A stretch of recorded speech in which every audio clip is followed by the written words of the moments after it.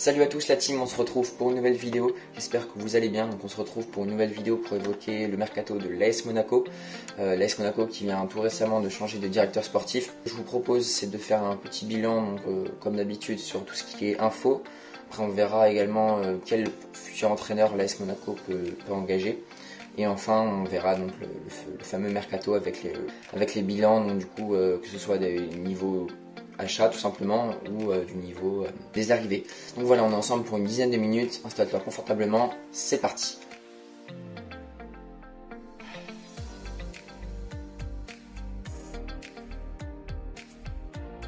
Donc avant que la vidéo commence, évidemment, n'hésite pas à t'abonner, à partager et à liker la vidéo, c'est super important. Donc on commence tout simplement avec la partie info. Donc la partie info, Monaco a terminé 6ème de Ligue 1, c'est vraiment décevant. Sur les 10 derniers matchs, ils ont été auteurs de 6 défaites pour seulement 3 victoires et 1 nul, ce qui est vraiment pas possible tout simplement pour l'AS Monaco, avec notamment 2,1 buts encaissés par match, ce qui est vraiment trop, hein, on ne peut pas se le permettre si on est l'AS Monaco. Philippe Clément a donc été victime de cette mauvaise fin de saison et donc a été limogé. Donc pour l'instant il n'y a pas d'entraîneur, donc il y a 3 noms qui ont été pistés pour remplacer Philippe Clément, donc l'ancien technicien belge du Rocher. On commence par le premier, donc Adi Hütter. Pour moi c'est le nom qui me semble le plus plausible, en tout cas pour moi. Il a été entraîneur donc, comme par hasard, du Red Bull Salzbourg, de Young Boys, de Francfort ou encore plus récemment du Borussia Mönchengladbach. Donc c'est un entraîneur qui prône le 3-4-2-1, mettrait le lien de son système de jeu et de comment il le voit donc dans les commentaires. Également Marcelo Gallardo, donc ça par contre je le vois mieux entraîner l'AS Monaco, sachant qu'il a déjà refusé l'OM, donc ça me semble plus compliqué de convaincre Gallardo. Et enfin Gerrard, l'ancien entraîneur, tout récent entraîneur de l'Union Saint-Gilloise, qui a fini 2 fois deuxième de JPL et qui a été en quart de finale cette année d'Europa League, avec un effectif quand même amoindri par rapport aux effectifs européens habitués à jouer l'Europa League. Donc le seul problème pour moi de Gerrard, ça serait qu'il serait vraiment novice dans la matière. Est-ce que le Monaco tout d'un coup ça serait pas un peu trop élevé tout d'un coup? Donc voilà, 2 entraîneurs qui privilégient le 3-5-2 ou le 3-4-2, hein, ça dépend comment on le voit, pour leur équipe. Ce que je vous propose maintenant, c'est de voir quels sont les postes auxquels l'AS Monaco devrait se renforcer. Donc pour moi ils sont au nombre de 5.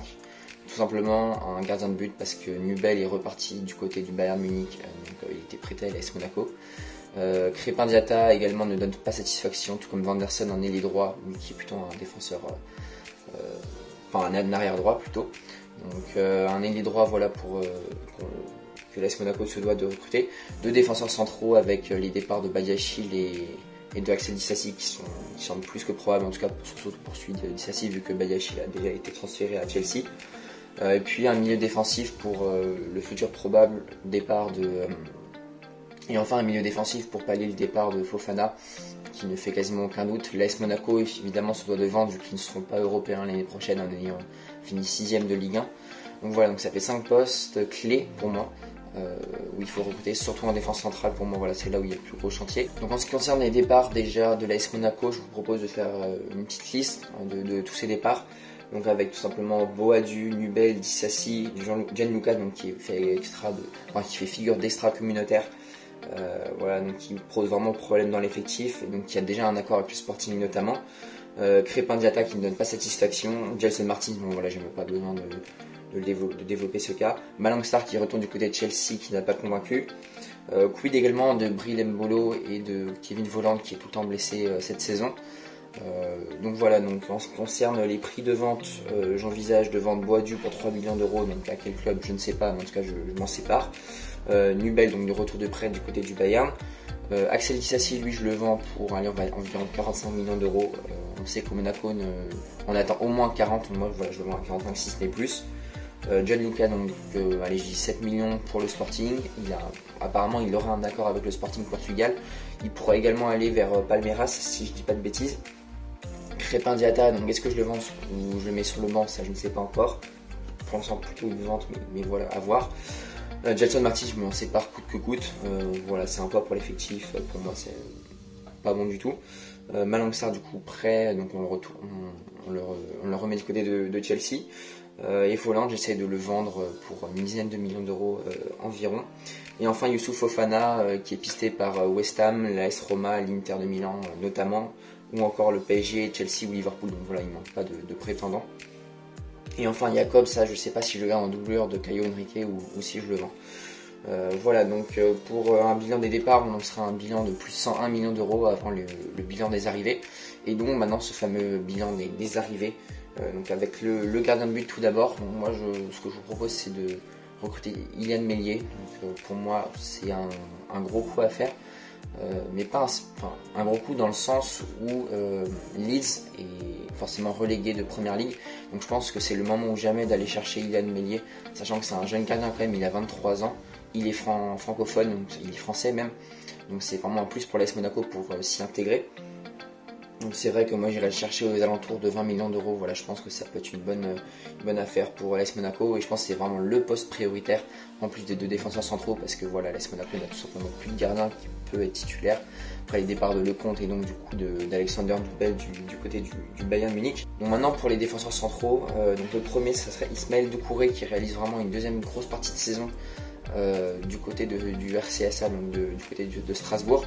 Moi je le recruterais aux alentours de 15 millions d'euros. Voilà, moi je pense que c'est vraiment un futur crack, on l'a vu, il me fait vraiment penser à Upamecano de par sa relance, de par sa technique.